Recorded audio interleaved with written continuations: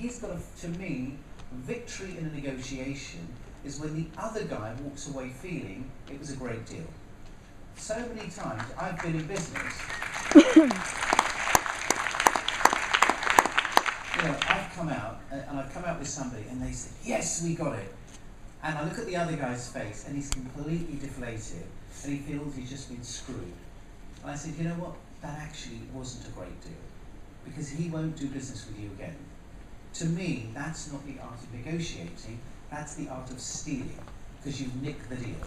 So to me, I'd much rather, and I'll give an example, I was negotiating with somebody not so long ago, and we were pretty close to getting the deal, and I could see the guy, when somebody starts to move their collar, they start moving around, that body language is he's sweating. I said, if you had to look at this deal a year from now, and you and I met in a bar, and I said to you, what was that deal like you did with James Caan? What would you say? He said, too tough. I said, I appreciate your honesty. I said, which bit of the deal is making you really uncomfortable? He said, you know what? He said, you've really squeezed me hard on payment terms. You're looking at 14 days payment. Between you and I, James, I'm not even sure I can do that. And I thought, it's really interesting. If I hadn't have asked the question, I'd have walked away and actually the deal probably wouldn't have happened. I said, without trying to screw me, what do you think would be workable from your perspective? He said, if you could give me 30 days, just 30 days payment, at least I know I can deliver the service and get paid within the time period that allows me to make a margin. I said, you know what, I'm happy with 30 days, because actually it wasn't going to make a huge difference. But that to me is a win-win. Where now, then as we were leaving and walking up to the lift, I said, just before I go, if I ask you the same question now, a year from now, and I said to you now, if you look back, what was that deal like? He'd say, you know what, I would say you were firm, but you were fair. And to me, that's probably a much better balance. I want to be firm because, I don't want to be a walkover because I've got to run a business. But the most important thing is I think you have to be fair because to me, that relationship means I can go back and we'll do business again. So to me, that would be, I suppose, the best lesson I can share with you. Well, they say that the world was built in... Thank you. They say the world was built on 7 days, and you have a new book coming out about how to build a business in 7 days. Is that even possible? I think it is, and I'll tell you why. I spent a lot of time writing this book because the book was based on the principle that if you look at businesses, there are literally hundreds of thousands of people who start businesses. And sadly, hundreds of thousands of people fail in business. So the principle to me is, how can I reduce the period? So I think in the book, the first focus and the lesson that I'm trying to share is we need to learn the art of failure.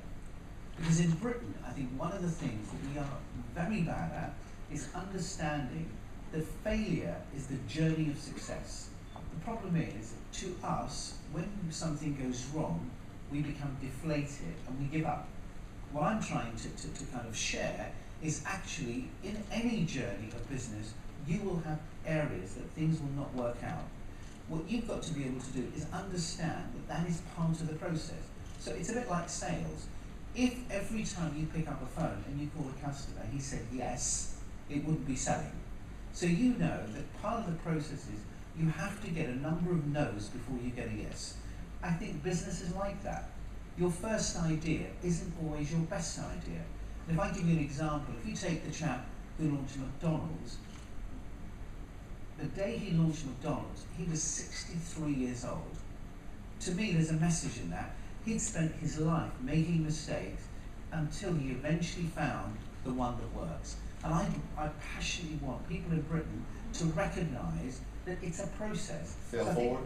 Yeah, absolutely right. So I think the principle for me, I think you can start a business in 7 days if you understand that you will make mistakes. So let me kind of share with you the principle of making a mistake. I invested in a business a few years ago. I was going through a great period where a lot of the things that I was doing were just, they were just working. And somebody approached me and said, I've got a business you might want to buy. It's a chain of sandwich stores called Benji's. In the UK, it's about 130 stores across the country, 600 staff, 50 million turnover, quite a decent sized business. And I thought, great, actually, I've never owned a kind of a high street brand. I'll definitely buy that business. I bought the business and I bought it and it was cheap. And when I bought it, it was losing about £100,000 a week. And my biggest mistake, and you know, as an entrepreneur, I preach to everybody that the one thing you must do at all costs is you must do your due diligence. When you invest your own money into something, you have to research it, you have to do your due diligence. And I got a little bit carried away, so I made a huge mistake. I didn't do any due diligence. I looked at the turnover, looked at the brand, I had a number of stores. You know, I met the management, I met the bank, and literally within 5 days I bought the business. And fundamentally, and I kept the business for 26 weeks. Every Friday, I was literally writing a check for £100,000 a week for 26 weeks to keep this business alive. And basically, the problem with the business was its cost base was too high. So as an example, and some of the folks in here who may know the brand, Benji's were in Oxford Street, Tottenham Court Road, Bank, you know, every prime location. And the problem was, when they were building the business, they were going for market share and branding rather than profitability. So as an example, the store in Oxford Street, the rent used to cost us £250,000 a year. And the shop could never take that much money. And one day, I walked into the store, literally, because I was so frustrated why we couldn't make a profit. And I stood there all day long with my clicker button to see how many people came in. And I realised that the shop was packed all day. We couldn't have got any more customers in. And even though the shop was packed, it couldn't take enough money to cover the rent. So the only other idea I could have is why not put the price up? So that we're selling cheese sandwiches for £1.30, I'll charge £1.70. The minute I put it up to £1.70, everybody went to Pret. Because they thought, well, if I'm going to pay £1.70, I may as well buy from Pret. I don't need to buy from Benji's. So what I learned was the brand was too sensitive on price. So if you can't increase the price and you can't get any more people in the store, it's a failed business model. Now, that took me a day when I actually did my research. Because I hadn't done my research, I made the mistake and I lost £2.6 million. Sorry, this is probably a customer from Benji's wants a refund. So the lesson I suppose what I'm sharing with you is that you can set up a business in 7 days if you do your research, if you understand the proposition. And I think, I go into a lot of detail in the book to basically share with you the thousands of people I've met who come to me with business ideas. And what I'm going to share with you in the book is actually what made it difficult for them. So why did they not succeed? What did they do that prevented them? You're explaining the why, not just the how. And I think that's the problem with many books out there, is that they explain how to do it, but they don't explain the why, the concepts behind it, and understanding the failure so that you can put the pieces together, meaning I think it's too transactional and they don't go behind the scenes. And I think that's why a lot of business books fall short. Yours doesn't, because it really goes to the core of the essence. And I use genuinely live examples. So every point, I give you a live example of how I made that mistake. Or somebody I met in Dragons who actually had the idea. So for example, with Motor Mouse, to me, that's a gem of an idea, because there are people out there, literally thousands of people, who I think will invest hundreds of thousands of pounds on something that frankly they didn't need to do. Because I know, and I think one of the lessons that I learned out of Dragons is people who are entrepreneurs, we underestimate the expertise of the buyer.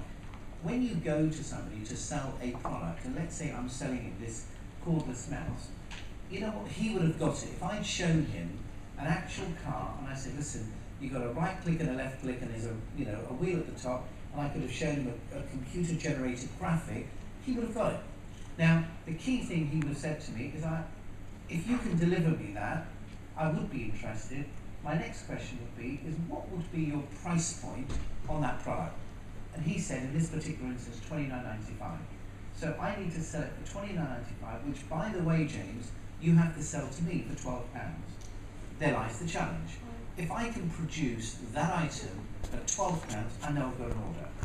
Now, you could have spent literally a year with prototypes, because what would have happened, I'd have gone to China, and they could have said to me, the cheapest you can make that car for is £15.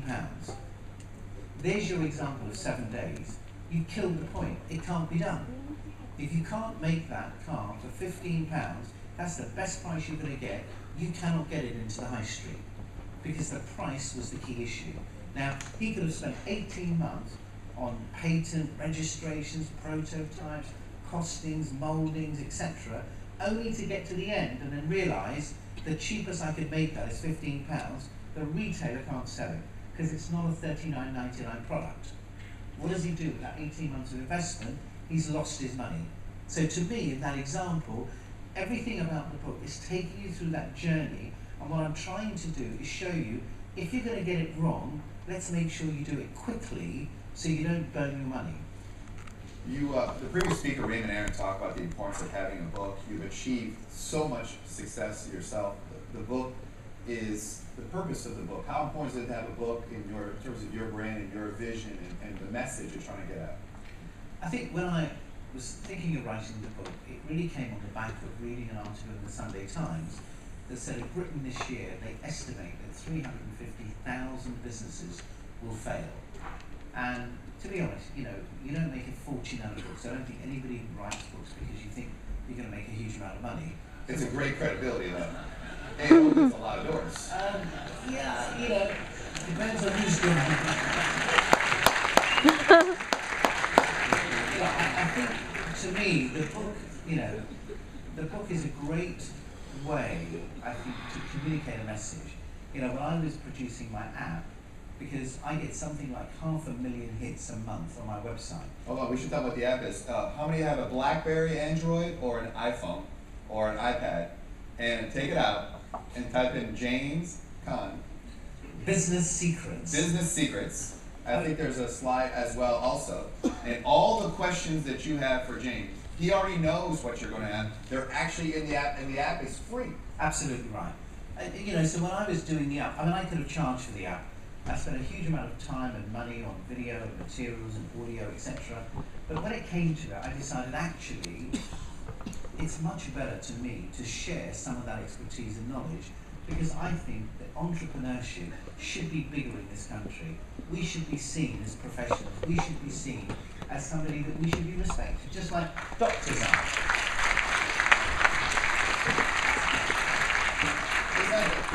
You've done a lot of business all over the world. What would you say the difference between a UK entrepreneur and an American entrepreneur? We're honest.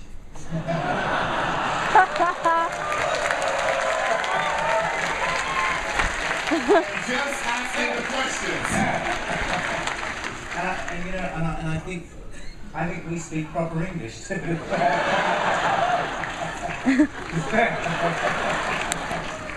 In fact, somebody said to me, in America, if you do an advert and you do it with an English accent, you get 10 times more sales. That just says it all about it. I know, I do it all over. I plan on using your voice, except for the part about not liking America. I want to edit that one. Bill Gates, I am fascinated. You went to Davos. What was that like? And what did you talk about Bill Gates, and how did that go? Because you said to me you were a little nervous, and I would too. How did that go? I'm fascinated by that. I recently launched something called the James Caan Foundation. Principally, a few years ago, I was going through a period where I was trying to kind of question where sometimes you can work really hard, you do very well, you make a lot of money. You start to question, what's it really all about? Why am I really doing this? And I just literally sold the business that I founded, Alexander Mann, and I was going through a period in my life where I felt the need to give something back, and I set up the foundation, and it just coincidentally, when I was doing that, I happened to be in Pakistan, and I saw a particular village, and I was there one day, and I saw all these kids running around, and I said to a friend of mine that I was there with, why are all these kids not at school? And he said, well, look around you, because there is no schools here. The schools are in the city centres, but out in the rural areas, they don't have any. So I decided, just literally spur of the moment there and then, that rather than, talking about it or doing charity, because I think what happens is sometimes when things go wrong, and you look at things that you don't understand, our natural response is we say, why doesn't somebody do something? And I think we all spend a lot of our time in life always saying, it's always going to be somebody else. And I think that particular moment in time, the thought that went through my mind is, it's not about somebody else. Why don't I do something?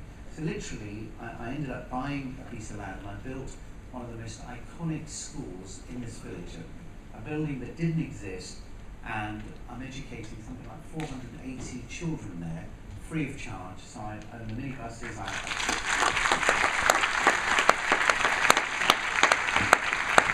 So literally, I pick up the kids in the morning, I pay for the uniforms, I pay for the teachers, the wages, etc. And that journey of giving back, I think, as an entrepreneur, has made the whole journey so much more valuable to me, because in a way, I think you get to a stage in life that another deal, as exciting as it is, doesn't have the same buzz.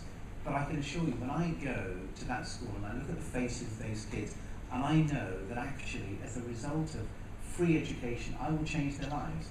And recently, when I was watching on the BBC and I saw the floods that took place in Pakistan, and about 20 million people literally had lost everything, and I just felt compelled just to go and have a look for myself.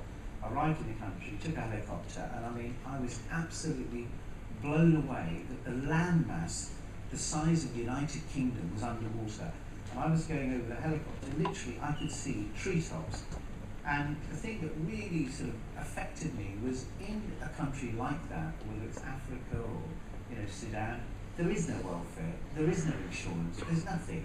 So you look at those people who essentially have lost generations of what they've created, because in countries like that, their house is everything. And when you have a flood that literally wipes out everything, those people for the rest of their life will have nothing.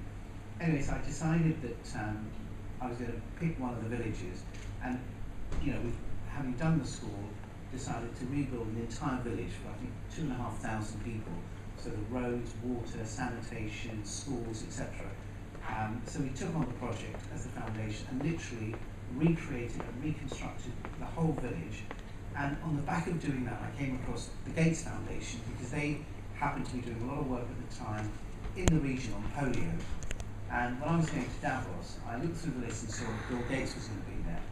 And to me, I admire Bill Gates not because I think he's an incredible entrepreneur, he's made a lot of money, but to me, he is really the icon of any entrepreneur because of what he's doing for humanity.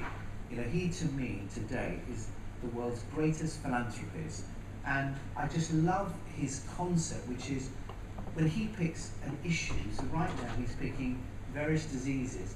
He doesn't want to help, he wants to eradicate a disease. So he's saying, in the Western world, why should malaria exist? We have a cure, and it's very cheap. So why should millions of people to this day die because of diseases like polio or malaria? And I was very inspired by some of what he did. So I saw he was going to be at Davos, and as you do, I just sent him a quick email and said, Bill, I happened to see you with me. How did you get his email? And what is it? No, how did you? Because I see a lot of people here. No, literally on the Davos website, you can, if you're one of the delegates going, and a lot of these events nowadays actually put up the delegates who are going to be there. Is it on your phone? Yes. Under contacts, yeah. Billy, no, and Billy Jimmy. That's right. We're mates now. And literally, so I emailed the Gates Foundation, so listen, I'm James Caan, I'm doing some work in the region at the moment. I noticed the Gates Foundation is doing work there too. I'm going to be there. We'd love to meet with Mr. Gates if he's available. Honest to God, I didn't think for 2 seconds I was going to get a response. Anyway, 3 days later, I get an email back saying, Mr. Gates would be delighted to meet with you. Wow. We're doing some work together. And there's a lesson for everyone to learn here. You don't know unless you... Absolutely. So you can imagine, so they said, he's available for 8:30 on Friday morning for breakfast. Anyway, you can imagine, I had a grin from here to here. I was like a Cheshire cat. Got up in the morning, I was getting dressed, I'm like, is it this time, is it that time? Well, he worked out, what am I doing? Anyway, so I arrived, and he was absolutely amazing. The most engaging guy, literally so normal, so ordinary, Would you talk business other than the foundation? Or no, I was really touched by what he was doing with the foundation, what was driving him, what was motivating him. And I love the fact that he said, look, I treat the foundation as a business, so I want to know if I'm going to cure a problem, what is the cost of delivery? How do I measure the outcome? What is the return I get? It was incredible. Everything he learned in business, he was applying. So I said to him, just out of curiosity, what have you measured your success in philanthropy? And he said, so far, Bill Gates Foundation, we have prevented 5.3 million deaths. So as a result of the work that we have done, we've saved the lives of just over 5 million people. And I thought, imagine, what an achievement. I mean, forget all the money he's made, but today, over 5 million lives exist because of the work they do. And for me, I just find that. Did you get motivated to want to help more people after that? I swear, I didn't leave the meeting. I floated out of there. I think, you know what? Whatever I'm doing is not a patch. And I think he kind of crystallized to me that the power of entrepreneurship, because it gives us the ability to make a difference. Because we are in control of our own destiny.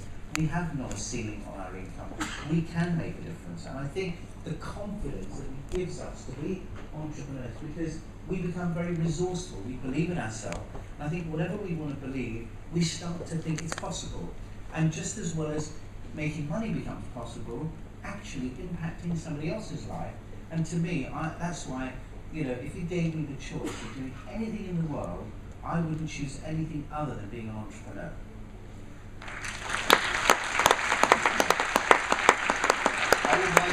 I would like to donate to your charity, and I'm sure a lot of people here would like to contribute as well and make a difference, or spread the word and use social media, which is Twitter, to spread the word. So where do people go for your foundation if they want to send money, or tweet the website, or is there anywhere else that people can contribute?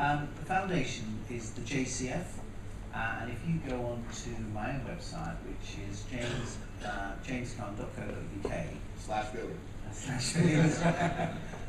You can see a little bit about the foundation, a little about the work we do, and really from there we now support the Prince's Trust, because again, the Prince's Trust is all about giving people a chance, giving them a step. So we do a lot of work with that, a lot of work with children in need, NSPCC, Mary Curie. So the foundation is now much broader in terms of essentially using the kind of skills of entrepreneurship. And I think because we are so resourceful, any organisation that I come across that I truly believe is making a difference, the question is, what can we do that can facilitate them? It might be raising money for them, it might be organising an event, it may just be helping them the way they raise money as entrepreneurs. So, literally I work with a whole range of different organisations, because it's not just about money. I think what we have to offer as human beings, as individuals, in terms of our time and our resourcefulness, is as valuable as money is, and it does make a difference. I talk the importance of coaching, mentoring, the idea, and in a way on Dragon's Den, you are ultimately a coach. I mean, the idea is to entertain, obviously on television, but you are to coach and help people. Who are some of your coaches and influence you've had, and what is the best business advice you've ever received from someone else? When I was starting out a business, my mentor was my father, somebody who I admired and I respected immensely. And I remember saying to him that, how do you know when, what direction in life you should go in? Because everybody starts businesses because so many people say, I want to do this because somebody else is doing it. And probably the most valuable advice that he ever gave me was observe the masses and do the opposite. He said, we live in a world where we have very much a herd mentality, that somebody does something. So let's take subprime mortgages. Merrill Lynch is selling them, so the whole world is buying subprime mortgages because nobody questioned it. And he said to me, the key advice I can give you is in business, just because everybody else is going in a direction doesn't mean it's right. Always retain your own identity, and always remember from your perspective, does that make sense to you? And so many times I've been protected from making a mistake because of the temptation of doing something because somebody else is doing it. And I think I always remember what he said, which actually, in reality, success is not in that direction.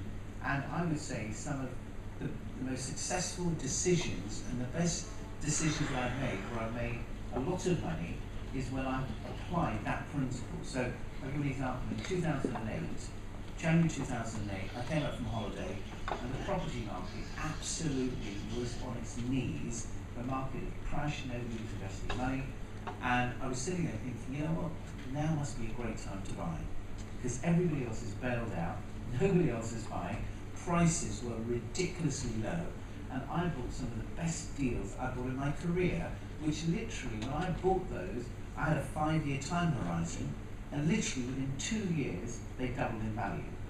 Because I had the ability to take a decision that says, because when you think of business, what is the principle of business? It is supply and demand.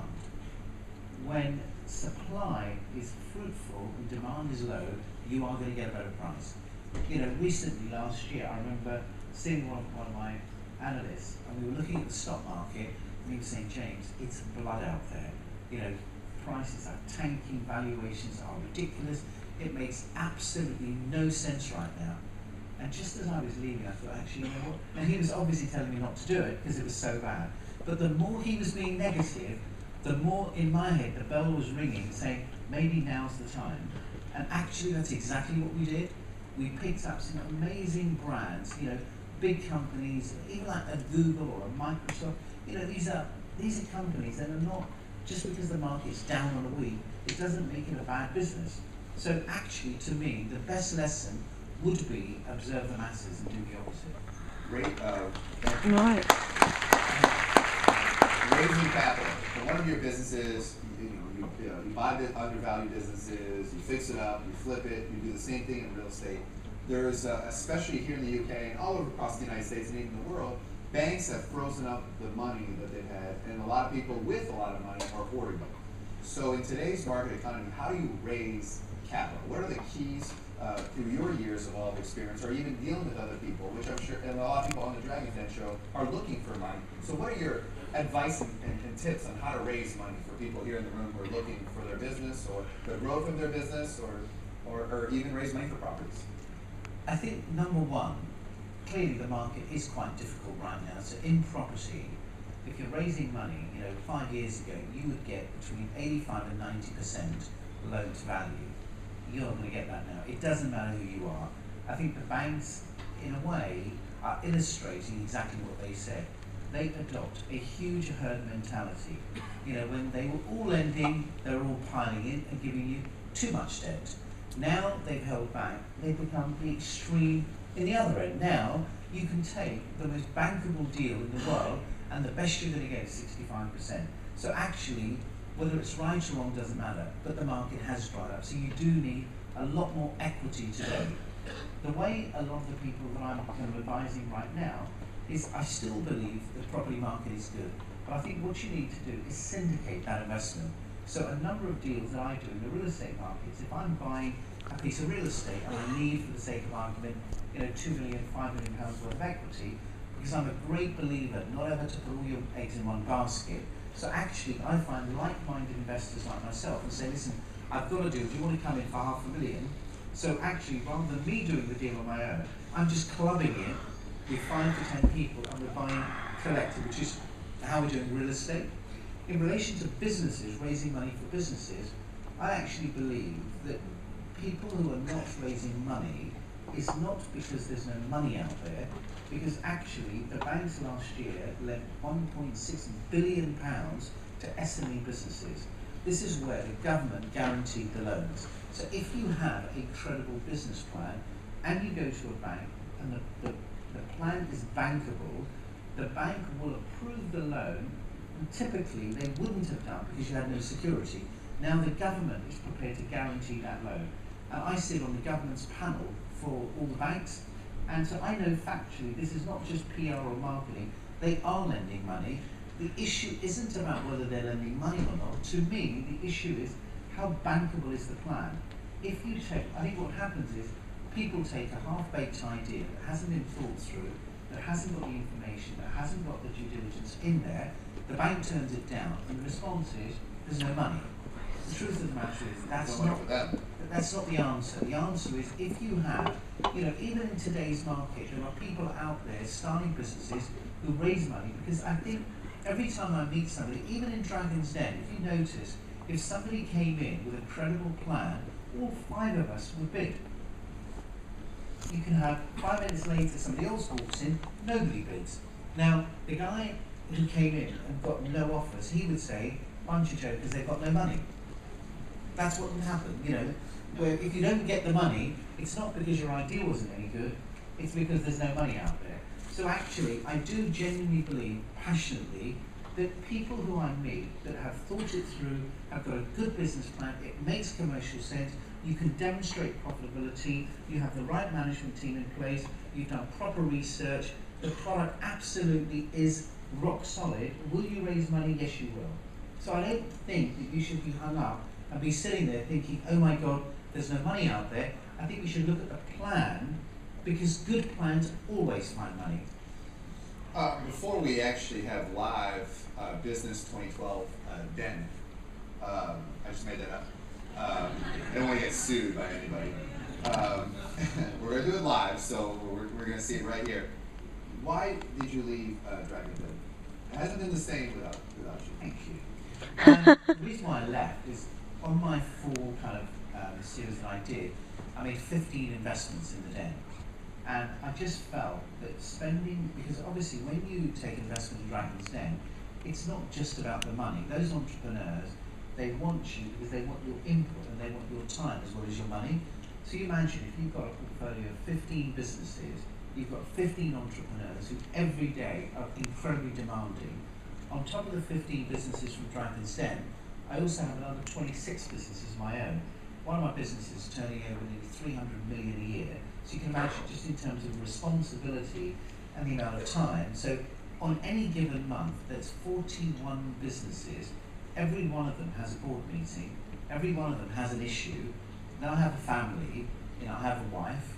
I have a life, and none of which actually I was doing anything about. So when they said to me, would you want to do another series? It was really funny. My daughter actually said to me, Dad, why would you do it again? Because all you're going to do is you're going to do another 5 deals that you don't need, because you can't do the whole series and not do an investment. Because if you're going to be there, because obviously remember, what would the neighbours say if they saw my dad not investing and just sitting there? Image, clearly. So actually, I thought about it, and I thought, I could do another series, but then I'm going to take on more deals, and all I'm going to do is dilute the quality of time I'm going to share with the entrepreneurs. How did those 15 businesses perform? I mean, in general, we see the entertainment part, but we don't see what happens after. And I think that's what a lot of people are asking. The US version, the Canada version, the UK version, what happens behind the scenes? I think in my particular portfolio, I would say that 5 of those 15 businesses will probably lose money, because I think that the entrepreneurs probably didn't think through the proposition more carefully enough. And I think for a dragon to make that decision in 20 minutes, you're never going to get them all right. It's just not enough time to evaluate a business proposition. So I would say on a third of the businesses, they're probably going to lose money. I'll probably lose my investment. I think another 5, I think they'll probably do okay. I don't think they'll be big businesses, but I think they'll be boutiques. They'll make the entrepreneur a living, and I'll probably get my investment back. I think on the other 5, I think I'll probably make money, and I think I've probably got 5 that's starting to show really good signs of success. So I think it's Is it worth it though? I mean, to invest that time for a business that's losing money or 5 that's making money, is it worth to put all that time and effort for those 5 that could potentially be good looking back?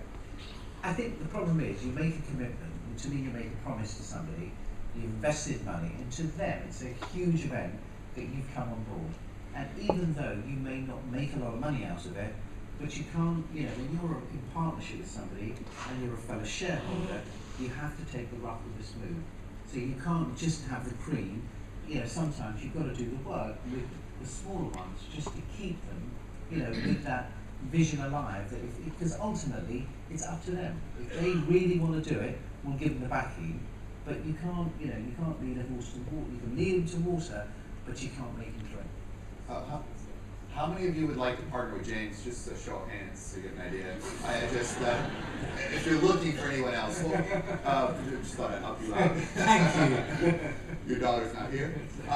We are going to do a live pitch where I'm going to take 3 entrepreneurs who in less than 2 minutes will give a pitch. And 2 things that we're going to get out of this exercise. 1, it'll be a great learning experience. Number 2, I want you to comment on whether or not you would do what they say in an honest fashion. If someone pitched you like that, what would you say? Oh, let me just put my cash on the table. Sorry. I'll hold on to that. This will give you a lot of US dollars. That's a lot of money there.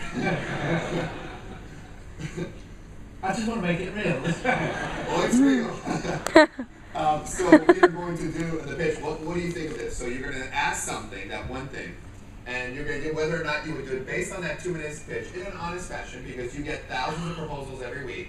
And the second part, as a learning experience, what advice would you give them on their pitch? Okay. All right, is that fair enough? So I've got a couple names here. Robert, are you here? Robert, why don't you come? Can we get him? Damien, do you have the lab mic? Oh, there you go. Out there. That's the lab mic. Okay, right behind you. And then Matt Birch. And then we're going to get someone really advanced who's one of the speakers here, and he's a very good talker. I want to see if he can persuade you. Nick Halleck. I want to see if he can pull this off. Nick, are you in? Is Nick in? Yeah, come on in. All right, so come here in the front, come here in the middle. Yeah, we should probably take bets. That would be really good. I've got money here. All right? No, you didn't. No, after. Okay. All right, so is Matt Birch here? Does he come up in the front? Are you here? If Matt Birch is coming here, Nick, come over here. Come over here in the front. And so we'll get Nick last. Is Matt Birch here, or I got to take somebody else? Last chance. Nick, come over here in the front. Matt Birch, come on here.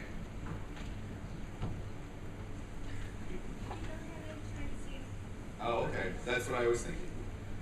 It says, please see me tonight. Okay. Thanks for being honest. All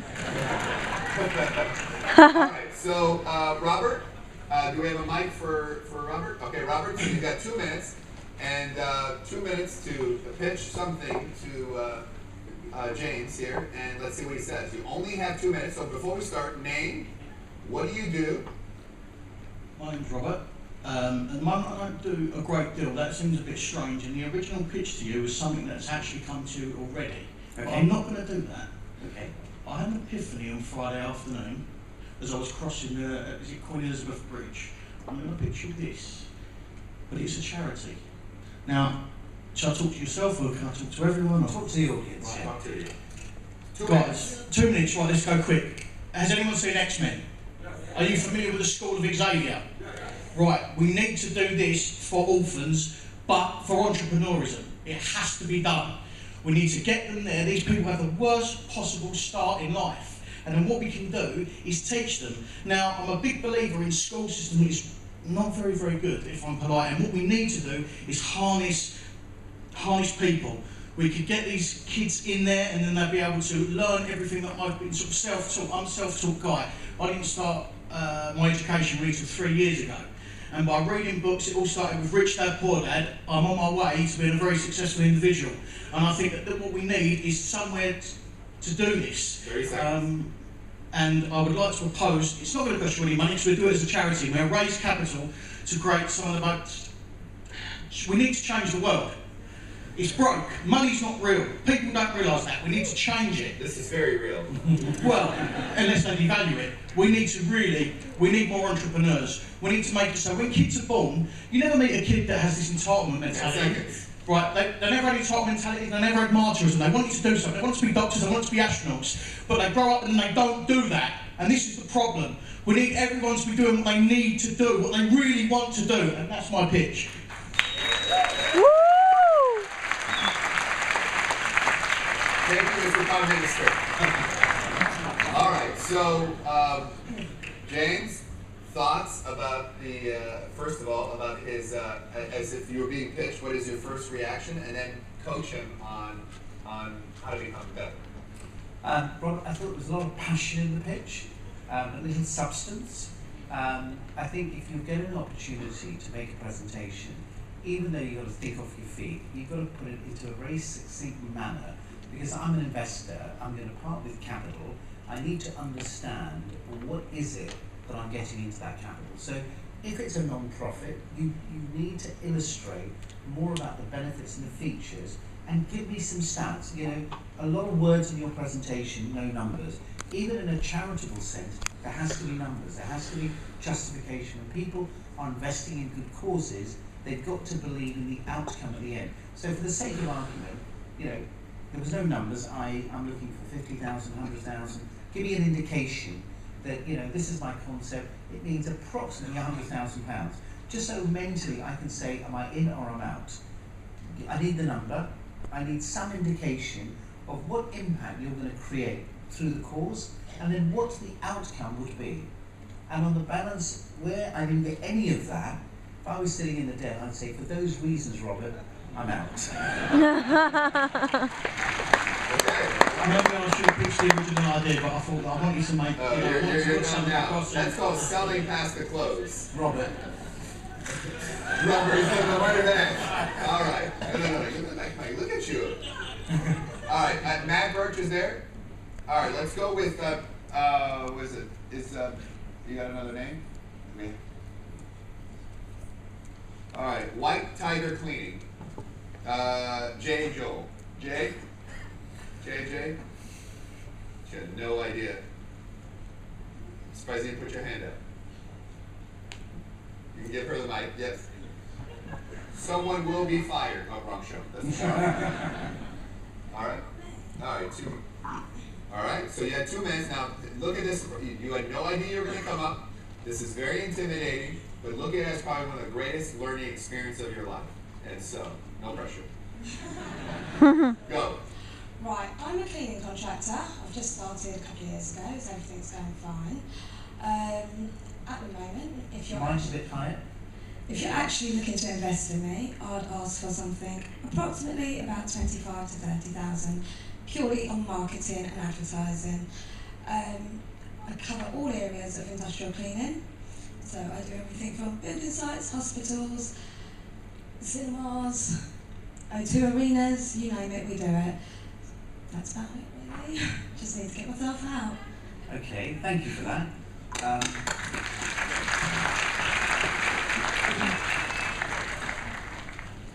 Okay, let me give you the pitch in return.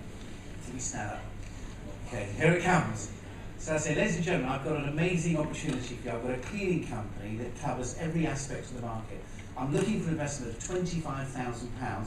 And for that £25,000, I'm happy to give you 15% of the equity, because with your brand, with your name, James, I can see a fantastic return for that investment. With what you're going to be with me, not only the businesses that you're investing in, I can actually provide a service to those businesses. So it's 25,000, 15% of the company. I've got a 3-year track record. My projections this year are I'm going to make £86,000 profit. So on your 15,000, it's a no-brainer. That's what I would say.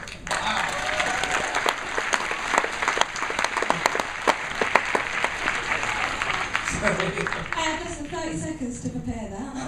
I agree. You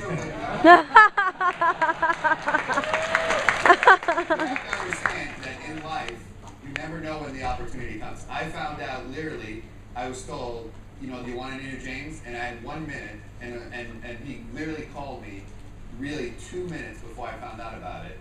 And I was completely in shock, and I just had to compose myself and put it together. So the key to success is preparation, practice, and visualization. You are always have to be prepared for the pitch. You always have to be prepared. You always have to practice it. That was very natural to him, but he probably done it a million times. But I think the key, I mean, joking aside, I think even if in a position where I think everybody in the room here, you're going to find yourself in situations where you're going to be somewhere where you didn't expect to be. You might be in the most weirdest situation where you need a customer, an opportunity, and an investor. And I 100% agree, mentally, if you're an entrepreneur, you're living the dream, you're in the zone, and you can never predict when that opportunity arises. Just like today, you know, anybody could have been selected, but if you're not prepared, it's a bit like people saying, you know, God, if I could only win the lottery. Well, ladies and gentlemen, you've got to buy the ticket. You know, you need the ticket first. So I think my message would be, if you're in that position, the key issue was, you want 25 grand, fantastic. What do I get for that? I'm an investor, I need a return. So you're going to get 15%. Even if you're in a position where you know this is just, demonstrating your passion, I would, in that scenario, it's a profit-making business because you're engaging with me. So I think it's what I said at the beginning. When you're in that situation, always put yourself in the other person's position, because you can almost instantaneously, it helps you with the pitch. Because if you're saying, well, if I was sitting there, what would he want to hear? Clearly, any investor wants to know what return does he make. And I think what you did is give me a kind of an overall view, but you missed the nugget. What are you going to do rather than what he needs to hear? So one more before we wrap this up here. Thank you. Thank you. No. Nick, very persistent. That's Nick Halleck. So Nick Halleck. So Nick Halleck does all kinds of things all over. He's the Thrillionaire, and he spoke here today. Did a fantastic job. London, how are we doing? Say yes. Say yes. With passion. Enthusiasm is contagious. James Caan, how are you, sir? Very well indeed. Okay, that's my cousin. Nice to meet you. Now, JT, what do you want me to do over here? Well, you have 2 minutes. You do things. An idea? Yeah, you have 2 Give me a things. pitch, Nick. Okay, I have an idea about the preservation of something, okay? Here's an idea. Okay, let me think of something. 10 seconds. You guys made a lot of money in your life, yes? Yes. Okay, so really, you're not really, have you ever would you subscribe to an idea where it's all profits go to charity? Yes. Wonderful. Well, here's my pitch, okay? Let me go on right now. With all due respect to humanity, I'm not into human charities, okay? I'm into endangered species. Say yes if you subscribe to that already. Endangered species for the next generation, so they can basically view these animals in the open wild. How about this, right? Now, water. Who buys water? Just a show of hands. Who's ever bought a bottle of water? Okay. Is there loyalty when it comes to buying water? Yes or yes? Of course there isn't. You just buy water, okay? But what if we created a product where all the profits, the proceeds, go towards an endangered species? Who's following me so far? Say yes. So pick your 4 endangered species. Each bottle represents an endangered species. So every time you buy water, the profits all go towards a safe haven or a reservation for the preservation of the species. Good idea, yes? Come on. So my, I guess, example over here will be, would you like to go 50-50 on this, and purely, there's no profit, but where it's emotionally profitable, it's our legacy. Okay. I thought it was a pretty good pitch. Very good pitch.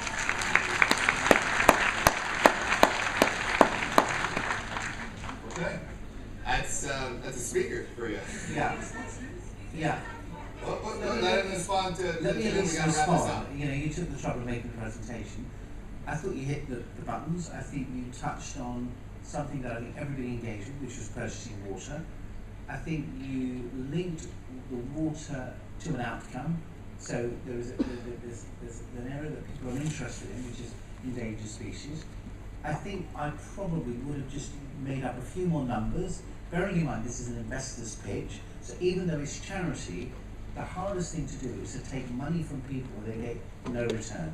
Not to say people don't do it, but when they do it, it has to be compelling. So I would have just said, I need X amount of money. I think in the market right now, 10 million bottles of water have been sold. I would estimate we'll get 10% of that. And I believe as a result of the business that I'm about to set up, even if we were able to save 5 endangered species, James, we know we'd make a difference. The only thing I think was missing is what would we achieve at the end, and how many people could we have made a difference to? Because I think that's where my subconscious return on investment comes in. But I thought for somebody who just made it up at the top of your head, I thought it was excellent. Nick, a round of applause.